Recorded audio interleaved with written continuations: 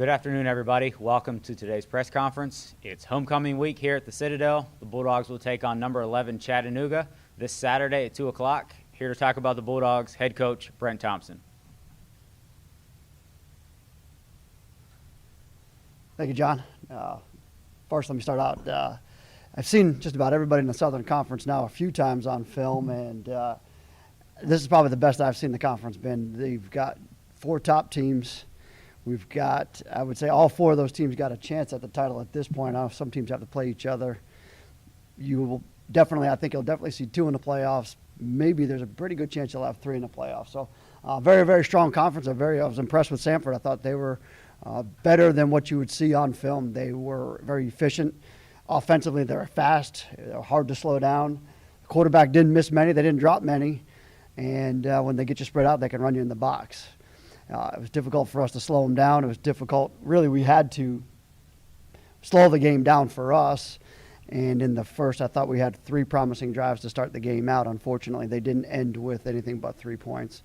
And once again, it's just a couple of the same mistakes that have come and gotten us in the weeks prior to the Western game. We had the turnovers, penalties here and there, and just not being able to put together a 15 or 16 play drive that's able to finish it in the end zone. So we've got to continue to work those out, figure that out, and continue to mix and match quarterbacks and fullbacks and wide receivers and everything else in there to figure out what's going to be the best combination going into this week. Don't know what the quarterback situation is going to be this week. It's probably going to be the guy that feels the best, that runs the best practice this week, and that gives us the best chance of winning, of course. We've got another very good team coming in this weekend. Chattanooga's top team in the league. They are just about a brand new offense. I think they replaced everybody on the offensive side one way or another, except for maybe 1 or 2 guys, a Lim Ford, the running back, and then one of their offensive linemen. Defensively, they've returned quite a bit. It's a strong, I think they were 8 of 11 they returned, and they are a very good defense, and they do a pretty good job on offense as well. So we're going to have to continue to try to do what we do offensively, control the football, and put more points on the board. I will say about Saturday is I was impressed with Colby's record-setting field goal, which was impressive, and it was good to see. Colby has, as I've said, he's had his struggles here, but he's settled down this year. He's had a pretty good year, and it was great to see him kind of get the title this year. Questions? I know some of this is y'all did not play as clean as you wanted to, and Samford's obviously a damn good team. Did you see anything different Saturday than you did from your team up at Western? Yes, and if you take out the first 3 drives, what I saw offensively after that was a nightmare. We had just things that we hadn't done in the first 3 drives, things that we didn't do against Western. I don't know, they creeped up and got us. You know, we were pitching off of wrong guys at times. We were not blocking guys that we were supposed to be blocking. And I don't know what set into our mind there. It was whether we were just trying to press and stress, because Samford has a way of doing that to you once they get you behind. We know it's going to be hard for us to catch up. So I don't know if we were just pressing too much. But, yeah, those were things that I did not see in the Western game that we had to get cleaned up. And yesterday, that's exactly what we spent most of our day trying to do, is figure out what went wrong and fixing it right then and there. On those first 3 drives then against Western Carolina, I thought your perimeter blocking had vastly improved. Just what's the difference? You know, better, more focused on that, or what? A little bit more focus on it, and some of the play action game does help that. When you hit a couple of Western, we hit a couple of their wide open guys, so that kind of backs them off of us a little bit. Over time, that naturally starts to happen, just the more reps that some of our guys get. You take guys that were maybe new to the program that hadn't done a whole lot of our perimeter blocking. They've gotten better at it. And then we're starting yesterday we started 2 freshman wide receivers on Saturday against Western. We did play a 5th-year transfer there that hadn't really played a whole lot. So a lot of those guys are getting reps and getting used to the style of blocking that it takes, because it takes a while. By the time the pitch gets out there, you got to hold on for a while. I know you talked about the quarterback situation. I know Chattanooga's defense, I think, ranked 14th in defense in the FCS. Kind of what do you want to see out of your offense this week in order to give yourselves a chance on Saturday? I'd like to see us take care of the football better. Number one is we had 3 turnovers. 2 of them were just, one was mesh oriented. The other one was just kind of got raked out. And then we're just not doing a good enough job of taking care of the ball. If you can take care of the ball, we should be able to at least gain yards and be able to move the ball and kill some time off the clock. So that's what I'd really like to see, is just us take care of us right now. I think our offensive line played fairly well last week. They're getting off the ball. They're denting the line of scrimmage a little bit. And if we can get the skill and everything else to match up, we'll be okay. I know the series with Chattanooga has been close over the past. I didn't realize how close it had been. I think 3 out of the past 4 years have been not one run, but 1-point games. Kind of, why do you think this series, or what can you say about this series being so close over the years? That's a great question. I don't know. And yeah, ever since we've been here, it's been a back and forth series with these guys. They're typically offensively they do like to run the ball. They've got a really good running back, as I mentioned, a Lim Ford. So it does match up with us that way. 2 teams that want to run the football, 2 teams that really want to establish the ground game. So that kind of matches up the 2 teams fairly well. But I don't know, to be honest with you. I don't know back and forth what they're certainly a good football team. I know that. It seemed like against Western had guys running wide open in the secondary. It didn't seem so much against Sanford. Was that something Sanford did schematically with you guys, or were they just better prepared for the passing game? Well, 2 things is, Andrew, I thought the same thing. And when you look at it from the sideline, as you and I were looking at it, as you'd say, man, they may have had you covered in a couple instances, but we did have guys open there, and we just got to get it to the right spot. And when our eyes get to the right spot, we'll be able to get those guys open in a play-action game. There's always somebody open in there, because there's somebody that's supporting the run that shouldn't be supporting the run. Sometimes it was a little bit of timing. Our timing was off on a couple of routes, meaning that we may not have gotten our eyes around quick enough. We didn't get the ball in there quick enough.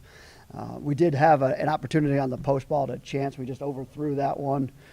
With the wind, it was a little bit hard for us to tell. We were going with the wind in the fourth quarter. So we had a few of those opportunities, but I was with you. There's a couple of route adjustments that we needed to make that I don't think we made proper route adjustments on that could have gotten us maybe 1 or 2 more open receivers. In practice this week, who's going to get the most reps at 1? I mean, how do you when you got 3 guys, how do you kind of split that up, and how many reps? Here's the hard thing: is you got 3 guys that do 3 things differently. You've got Ahmad, who's got one skill set. You got Grayson, who's got a completely different skill set, and you got Peyton, who's got a little bit of both, but yet he's got a little bit more of the passing acumen to him as well. So that's going to be it's the hardest part of putting a game plan together right now, is how we're going to put a game plan together for the guy that we don't know we're going to go with at this point. So I think what we're going to do is we're going to see what gives us. We'll probably take it and we'll reverse engineer it, and we'll start from the offensive line and work our way back from offensive line to running back, and then we'll deal with the quarterback and see which quarterback fits into that best, and that's probably the guy that we'll go with. So you have 3 different game plans for 3 different quarterbacks? No, I don't want to do that. I don't have that kind of – I'm not that smart now. I know that. No, what we're going to do is we'll take the offensive line and we'll figure out what's best for those guys first, and then we'll move back from there, and then we'll see which quarterback best fits into the offensive line game plan. Just to check, are all 3 quarterbacks healthy right now? They are now. Yeah, they are now. Peyton was not available the last couple of weeks. Ahmad was emergency situations only, probably going into Western. And Grayson's been fairly good to go. I covered him in high school, so I know kind of the talent that a Lim is at running back. But obviously with the Eastern Michigan transfer they have at quarterback, how difficult is it to scheme or game plan against them this year? Well, they've got good wide receivers. They've replaced a lot of their wide receivers, and then the quarterback does add to it. They've got a quarterback that not afraid to put it into a tight situation, not afraid to throw it in there. You put it in with a good running back. Lim didn't play last week, and they're a different caliber football team when he's not in there, although the guy behind him is pretty good too.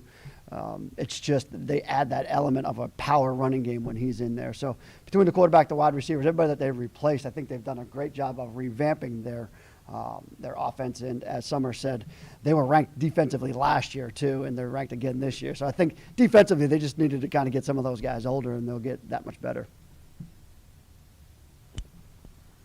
So what I would call the fullback, what's the situation there? Who you think is going to get the most reps here? Oh, boy. So Grayson started the game. He played most of the game against Western. We played a little bit of Johnny. Now, Johnny Crawford was an A-back for. Skill set's probably more of an A-back. And then we've got Orlando Jones. And Orlando been banged up a little bit. Probably could have gone last week, but we wanted to hold him one more week. And that's kind of why we played Johnny. So I do think that Orlando will be back ready to go this week as our big change-up back right now. Grayson probably being the majority of the reps. And then possibly Johnny back to A-back or sticking with B-back. Sam Llewellyn is not playing football anymore. You mentioned Johnny Crawford. I think he came in fourth quarter when Ahmad was in there. I think he had a good run. What did you like out of him that you saw? He's got speed to the line of scrimmage. He's not afraid to hit it up and in there. He's got something a little bit that the other guys don't have now. He's a lot lighter than those other guys, but he's got some toughness about him. He can run between the tackles. He's got the ability to break one away, which is nice to have. Once again, just a little bit of a change-up for us at that particular position. It was the whole reason why we liked him at A-back. So picked it up pretty quickly. We, as I said, Sam is not playing football anymore, so we kind of needed an emergency B-back, and he's filled in nicely with Orlando coming back in the game. We'll see if he goes back between A-back and B-back now. Just, this is obviously late in the year and injuries are going to pile up. How are you injury-wise besides all that? Defensively, we've got a couple of guys that are banged up, did not practice yesterday. We do expect them to come back. Believe it or not, we've got probably more guys out with the flu right now than anything. That's been kind of going around, but hopefully we're getting some of those guys back in as well. But it's kind of the ankles, the thigh bruises, those kind of things are the ones that are creeping up on us. So if we can get those treated, get some of those guys back, and hopefully get back to a full alignment here soon. I've coached his son, Lorenzo Ward Jr. here. What kind of relationship do you have with his dad at Chattanooga? Whammy's a great guy. We've got a good relationship. Every time we see each other here or out on the road recruiting, we always have a good conversation. I always ask him how Zoe's doing. But Zoe was a really good player for us, and he was a really good fullback for us. Whammy's a good football coach. He's obviously been around. He's been around the SEC, played at Alabama. So he's got a lot of football knowledge in there and got a lot of respect for the way that his defense plays. All right, thank you, guys.